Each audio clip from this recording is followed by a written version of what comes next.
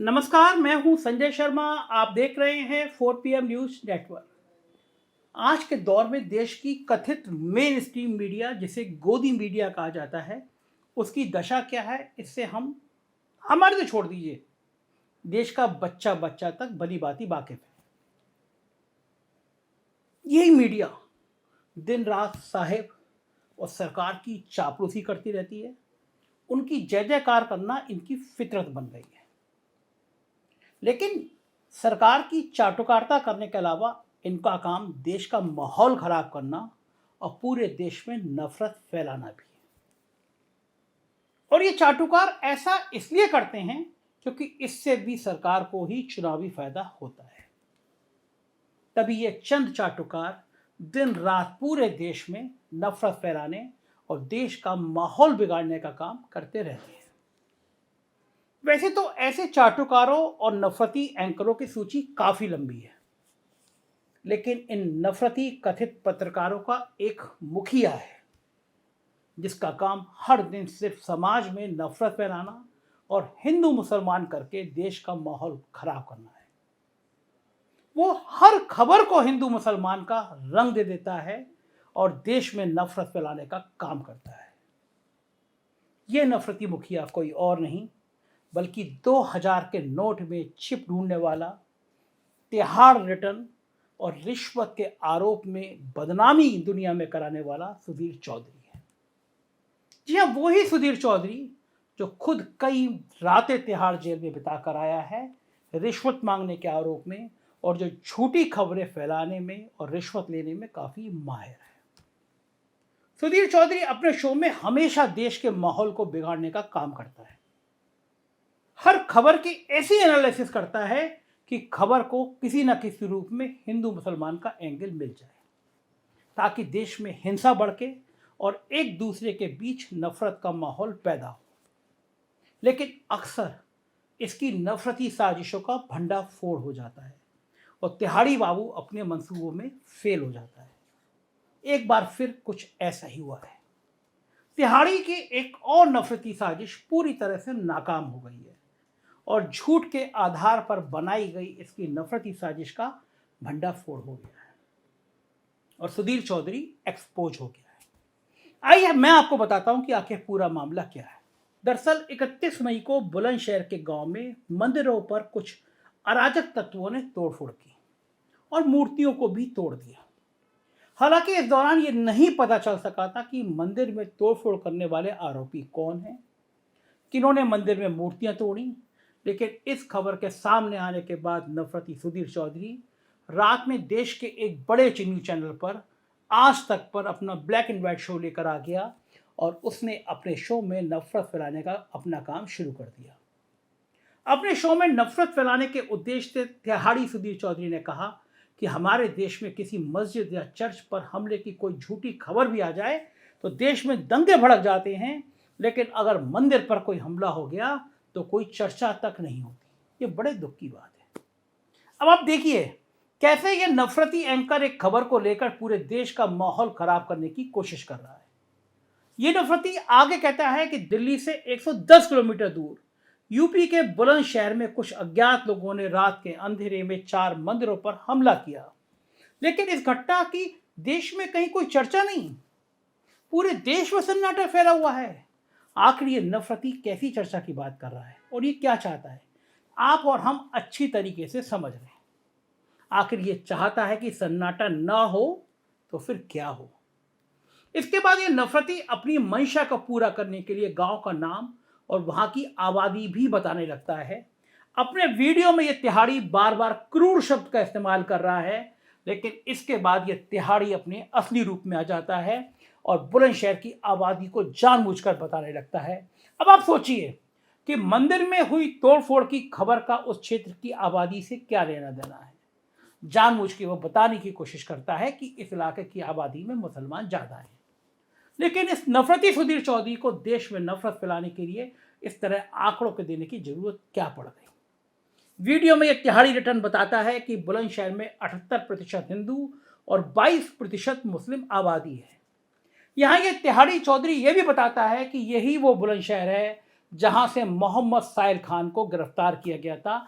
और ये वही मोहम्मद साहिल खान है जिसने राहुल बनकर दिल्ली की 16 साल की एक लड़की की चाकुओं से गोद कर हत्या कर दी थी। अब बताइए, कोई बात होती है? इसके बाद ये नफरती चौधरी नफरत फैलाने के उद्देश्य से कहता है कि इस शहर में मंदिरों को निशाना बनाया जा रहा है।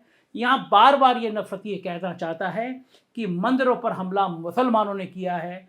ये बार बार हिंदू मुसलमान का जिक्र करके देश में नफरत फैलाना चाह रहा है और बुलंदशहर समेत पूरे देश का माहौल खराब करने की कोशिश कर रहा था, और वो भी आज तक जैसे चैनल पर। क्योंकि ये साफ कहता है कि अब विपक्षी नेताओं को धर्मनिरपेक्षता खतरे में नजर नहीं आ रही है। इतना ही नहीं, इसके बाद ये तिहाड़ी खुद फेक न्यूज की बात करता है और मुस्लिम महिलाओं के रेप वाली घटना का जिक्र करता है। यानी कि अपने इस वीडियो में और अपने पूरे शो के दौरान ये तिहाड़ी सुधीर चौधरी मंदिरों पर हमले के लिए मुसलमानों को जिम्मेदार ठहराता रहा और पूरे देश का माहौल खराब करने का प्रयास करता रहा। वीडियो में बार बार देश में सन्नाटा होने और कोई चर्चा ना होने की बात कहकर आखिर यह नफरती क्या चाहता था कि हिंदुत्व के ठेकेदार बने बैठे चंद लोग मुसलमानों के खिलाफ सड़कों पर उतर जाएं और देश का माहौल खराब किया जाए। आखिर ये इतनी नफरत क्यों फैलाना चाहता था पूरे देश में? अपने पूरे शो में नफरत फैलाने का काम करने के बाद जब नफरती एंकर्स के मुखिया ने यह किया तो इसी को फॉलो करते हुए कुछ और गोदी मीडिया के चैनल भी इस मुद्दे को हिंदू मुसलमान से जोड़कर देश में नफरत फैलाने की बात करने लगे और पूरे के पूरे शो इसी बात पर करने लगे। क्योंकि देश के माहौल को खराब करने और नफरत फैलाने का काम करने वाला ये तिहाड़ी चौधरी अकेला नहीं है। इसके कुछ चमचे हैं, कुछ और साथी भी हैं, चमन चोपड़ा, चाटू देवगन और गोस्वामी जैसे, जिसका काम है कि देश में सिर्फ हिंदू मुसलमान के नाम पर लोगों को भड़काओ और नफरत फैलाओ ताकि चुनाव आने पर इनके साहब उसका फायदा उठा सके और इन चंद पालतू के आगे भी रोजी रोटी का टुकड़ा मिलता रहे। यही है इनका मकसद और तिहाड़ी चौधरी है इन सब का आका। तिहाड़ी अपनी नफरत फैलाने के लिए काम करके काफी खुश था, लेकिन इसकी खुशी को झटका लगा और इसका भंडा उस समय फूट गया जब बुलंदशहर पुलिस ने इस पूरे मामले का खुलासा कर दिया।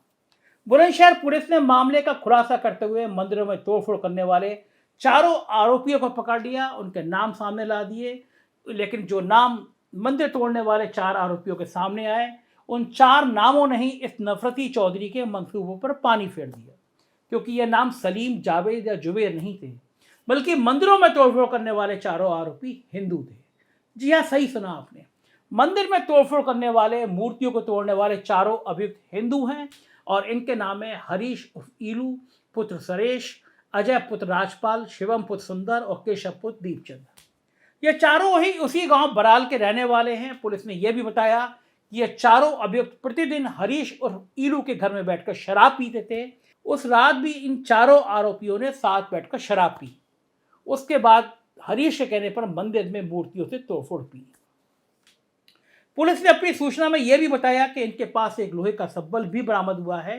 यानी जिस घटना को लेकर यह नफरती चौधरी हिंदू मुसलमान कर रहा था और मुसलमानों पर सीधा आरोप लगाकर नफरत फैलाने और देश का माहौल बिगाड़ने का काम कर रहा था, उस घटना को अंजाम 4 हिंदू धर्म के शराबियों ने दिया था और इन्हें ना जाने क्या क्या बताने पर तुला हुआ था।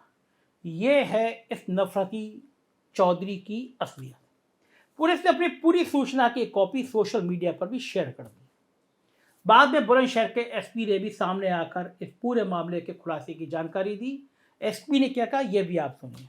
31/1 की रात्रि में थाना गुलावटी क्षेत्र के ग्राम बराल में ये सूचना मिली थी कि वहाँ पे गांव की बाहरी ओर कुछ मंदिर हैं जिनमें लगी मूर्तियों को खंडित किया गया है। इस संबंध में तत्काल थाने पर मुकदमा पंजीकृत किया गया था और 5 टीमों को इस घटना के अनावरण के लिए लगाया गया था, जिनके द्वारा आज इस घटना का सफल अनावरण किया गया है। इसमें कुल 4 लोगों की गिरफ्तारी की गई है, जिसमें कि मुख्य अभियुक्त जो है उसका नाम हरीश उर्फ ईलू है। ये उसी गांव बराल का रहने वाला है।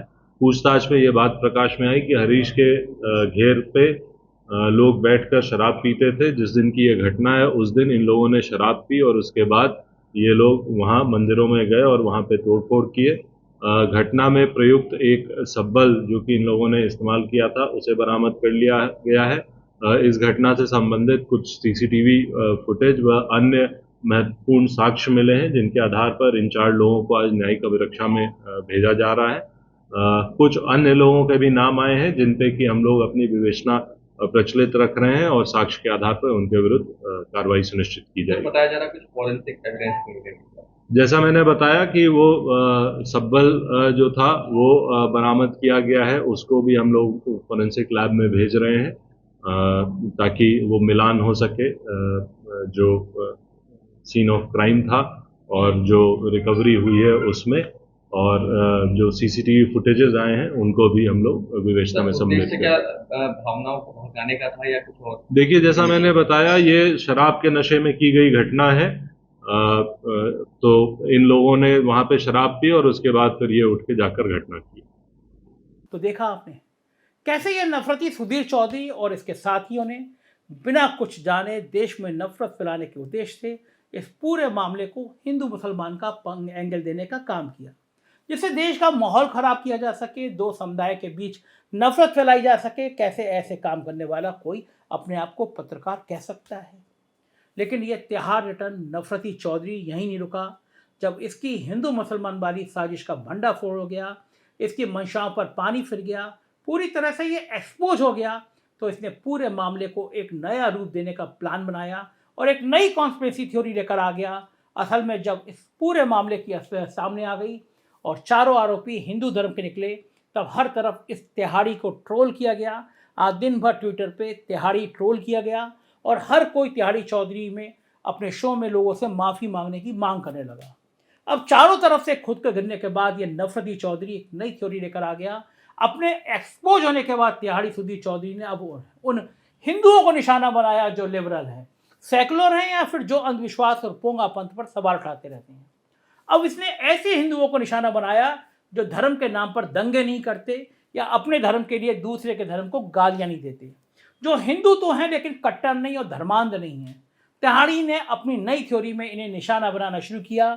ऐसे हिंदुओं पर निशाना साधते हुए अपने नए शो में नफरती चौधरी कहता है कि वो कल्पना भी नहीं कर सकता कि मंदिर पर हमला करने वाले हिंदू हो सकते हैं, लेकिन ऐसा हुआ है। दरअसल हिंदू धर्म ही ऐसा है जिसे मानने वाले अपने धर्म पर सवाल उठाते रहते हैं और अपने ग्रंथों पर सवालिया निशान लगाते हैं। यहाँ ये नफरती आगे राम मंदिर और ना जाने किन किन मुद्दों को जोड़कर इन उदार हिंदुओं या लिबरल हिंदुओं पर निशाना साधने लगा, जो धर्म के नाम पर कट्टरता नहीं फैलाते या जिनका मकसद देश में नफरत फैलाना नहीं होता। और ये ऐसा इसलिए कर रहा था क्योंकि जब इसका मुस्लिम आरोपी वाला दाव फेल हो गया तो इसने हिंदुओं में भी जहर बोने और नफरत फैलाने का काम शुरू कर दिया।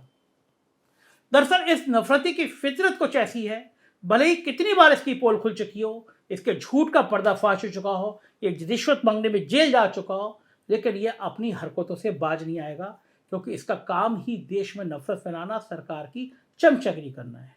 अब क्या झूठी खबर फैलाने, किसी धर्म को बदनाम करने या किसी की धार्मिक भावनाओं को ठेस पहुंचाने के लिए इस नफरती चौधरी पर कोई कार्रवाई नहीं होनी चाहिए? क्या इसे अपने शो में आकर देश के लोगों से गलत और झूठी खबर फैलाने के लिए माफ़ी नहीं मांगनी चाहिए? ऐसा नहीं होगा, क्योंकि सरकार का बिल्कुल टॉमी बॉय है और उन्हीं के इशारे पर यह सब कुछ करता है, ऐसा लोग कहते हैं।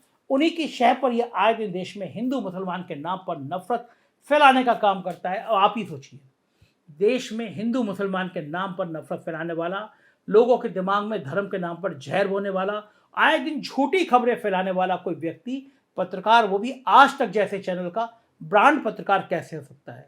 ये चंद सरकारी चमचे अपनी गुलामी की खातिर पूरे देश की मीडिया को बदनाम करते हैं। ये पत्रकार नहीं बल्कि देश में नफरत फैलाने वाले सरकार के भाड़े के टट्टू हैं। और ये कोशिशें ऐसी नहीं हो रही हैं। कुछ दिन पहले फैजाबाद में एक वीडियो वायरल हुआ, टोपी लगाए हुए थे लोग और जगह जगह वो मास्क फेंक रहे थे। टोपी, जालीदार टोपी इसलिए लगाए हुए थे लगे कि ये मुसलमान हैं, और उसके बाद कुछ लोग, चौधरी टाइप के लोग, हमला करने लगे और कहने लगे कि देखो किस तरह एक धर्म विशेष के लोग नफरत फैला रहे हैं। वो तो अच्छा हो फैजाबाद पुलिस का, वो लोग पकड़ लिए गए और पता चला वो चारों हिंदू थे। वो टोपी इसलिए लगाई गई थी लोगों को लगे कि ये मुसलमान हैं। आगरा में भी एक ऐसी घटना आई, एक पहचान ऐसी की गई कि लगे मुसलमान है लेकिन वो लड़का हिंदू निकला। आपको बहुत सजग रहने की जरूरत है। अगले 9-10 महीने में चुनाव है। इस नफरती तिहाड़ी रिटर्न जैसे कई और एंकर हैं जो आपके दिमाग में हिंदू मुसलमान का जहर बोएंगे।